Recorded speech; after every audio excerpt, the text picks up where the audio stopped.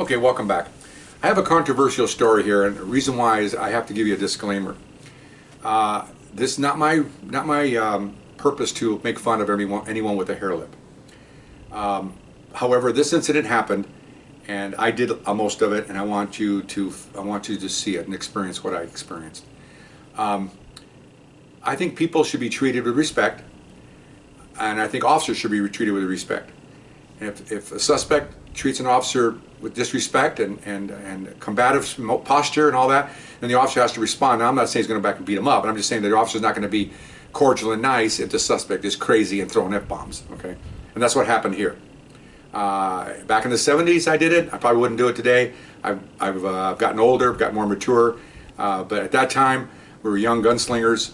John Wayne, they call John Wayne syndrome, you know, gun at the hip, walking around with flat stomachs and full head of hair, and we thought we were badasses, and this is a result of that kind of thinking. And I hope you enjoy it. It's pretty good. Some people have told me not to say it, not to tell the story. Other people say tell it. So it's YouTube, and I'm going to tell it. Okay, so here we go. Hang on to your hat.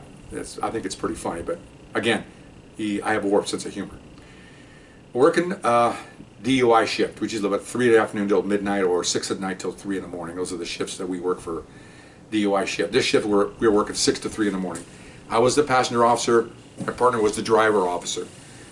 My job as passenger is to contact the arrestees, or the possible arrestees, and give them the field sobriety exam, talk to him, write the report.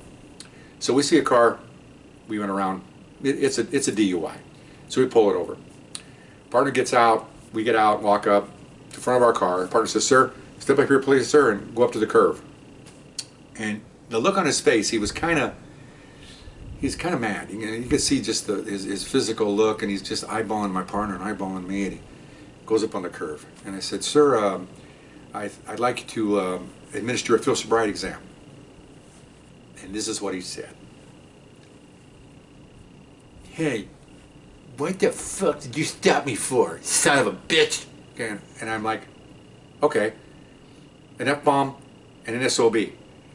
And I'm looking at him, and he's looking at me, and he's all like, you know, he's very arrogant looking at me. Well, I looked at him and I said, "I stopped you because you were drunk driving." And he goes, what did you say?" And I said, "I stopped you because you're drunk driving." He goes, "Why are you talking to me that way?"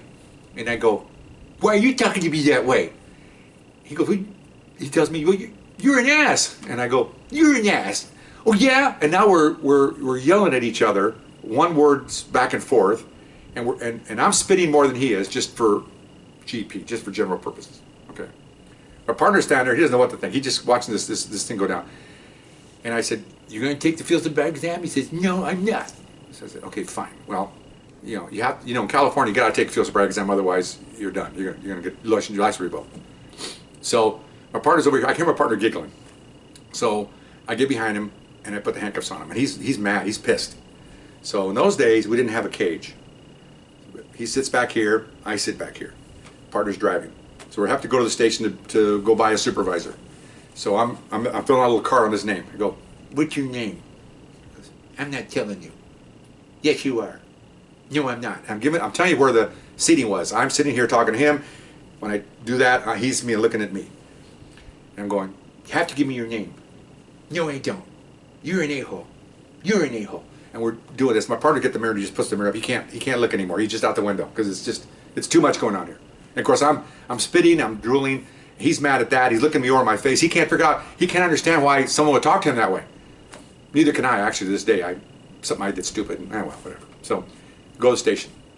Go in and get the sergeant. "Hey, Sarge, I got a drunk driver here. He won't take the field sobriety exam. I think he'll probably blow, but I'm not sure on the machine."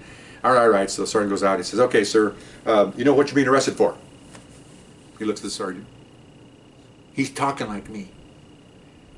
The sergeant goes, "What?" "That officer. He's talking like me." And the sergeant turns and goes, "What's going on?" I said, "Sarge, I'm drinking.